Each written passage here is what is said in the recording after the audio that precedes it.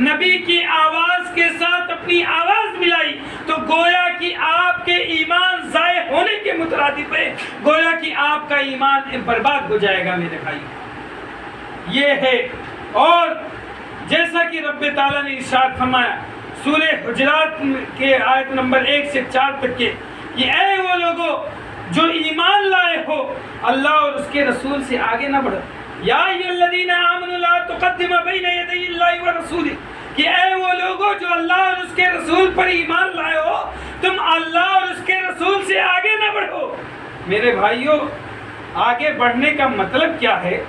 رسول سے آگے نہ بڑھو اور اللہ سے ڈرو. واتقوا اللہ، اللہ سے ڈرو. یقیناً اللہ سب کچھ جاننے والا، سننے والا اور جاننے والا ہے. اے وہ لوگوں جو ایمان لائے ہو اپنی آوازیں نبی کی آواز کے اوپر بلند نہ کرو اور نہ بات کرنے میں اس کے لیے آواز اونچی کرو. یعنی نبی موجود تھے اس وقت، کچھ صحابہ کرام آواز بلند کر دیا کرتے تھے اور کچھ آواز میں آواز ملا دیا کرتے تھے. تو اللہ تعالیٰ نے یہ آیت نازل کی سورہ حجرات 1 نمبر سے لے کر کے 4 نمبر تک کہ اے وہ لوگوں جو ایمان لائے ہو اپنی آوازوں کو نبی کی آواز کے اوپر بلند نہ کرو اور نہ بات کرنے میں اس کے لیے آوازیں اونچی کرو.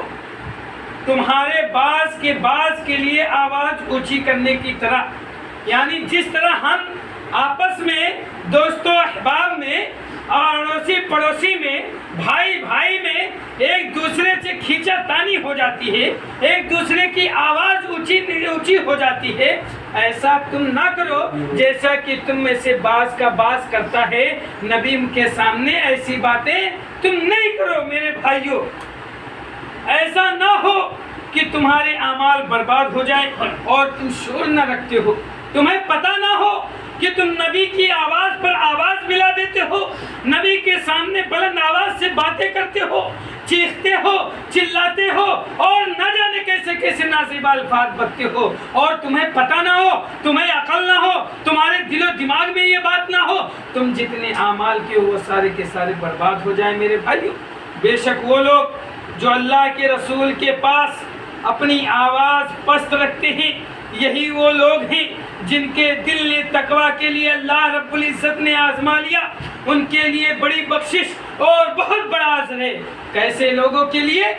ایسے لوگوں کے لیے جنہوں نے نبی کے سامنے اپنی آوازوں کو پست رکھا، جنہوں نے اپنی آوازوں کو نبی کے سامنے نیچے رکھا، جنہوں نے اپنی آوازوں کے نبی کے سامنے بلند نہیں کیا.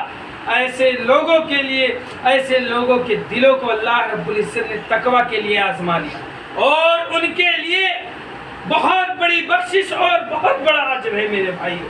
بے شک وہ لوگ جو نیچے دیواروں کے پیچھے دیواروں کے باہر سے آواز دیتے ہیں ان کے اکثر نہیں سمجھتے ہیں. یعنی جو لوگ پیچھے دیواروں سے آواز دیتے ہیں وہ لوگ اکثر نہیں سمجھتے ہیں کہ یہ کہہ کیا رہے ہیں. میرے بھائیوں، جب یہ آیت مبارکہ نازل ہوئی کہ لوگ اللہ اور اس کے رسول، اللہ کے رسول کے سامنے آواز بلند کر دیا کرتے ہیں، اپنی آوازوں کو نبی کی آواز کے سامنے ملا دیا کرتے ہیں، یہ آیت نازل ہوئی تو صحابہ کرام رضوان اللہ علیہم اجمعین بہت محتاط و چوکنا ہو گئے اور تاجدار رسالت صلی اللہ علیہ وسلم سے گفتگو کے دوران بہت سی احتیاطوں کو اپنے اوپر لازم کر لیا تاکہ آواز زیادہ بلند نہ ہو جائے. نیز اپنے علاوہ دوسروں کے بھی اس ادب کو سختی سے تلقین کرتے تھے، یعنی خود اس پر عمل کرتے تھے اور لوگوں کو بتاتے تھے کہیں ایسا نہ ہو کہ ہمارے بھائی کے اعمال اکارت ہو جائیں، برباد ہو جائیں. نبی کی آواز کے ساتھ آواز ملا دے میرے بھائیوں. اس بارے میں ہم 3 مثالیں آپ کے سامنے پیش کریں گے میرے بھائیوں. یہ 3 مثالیں آپ کے سامنے پیش کی جائیں گے کہ نبی سے آواز کے نیچے رکھنے کا کیا مثال ہے اور صحابہ کرام رضوان اللہ علیہم اجمعین کے درمیان نبی کا ادب کیا تھا.